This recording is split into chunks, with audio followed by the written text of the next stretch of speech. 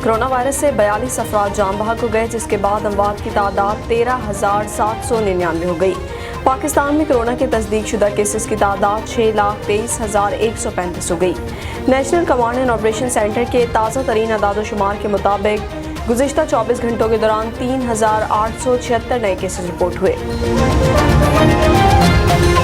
Virus से 42 अफराद जान बहक हो गए, जिसके बाद अमवात की तादाद 13,799 हो गई। पाकिस्तान में कोरोना के तस्दीक शुदा केसेस की तादाद 6,23,135 हो गई। National command and operation centre के ताज़ा तरीन अदाद-ओ-शुमार के मुताबिक गुज़िश्ता 24 घंटों के दौरान 3,876 नए केसेस रिपोर्ट हुए। पंजाब में 1,95,087, सिंध में 2,62,796, खैबर पख्तूनख्वा में 78,653, बलूचिस्तान में 19,306, गिलगित बल्तिस्तान में 4,967, इस्लामाबाद में 50,843, जबकि आज़ाद कश्मीर में 11,483 केसेस रिपोर्ट हुए। मुल्क भर में अब तक 97,32,033 अफराद के टेस्ट किए गए। गुज़िश्ता 24 घंटों के दौरान 40,946 नए टेस्ट किए गए।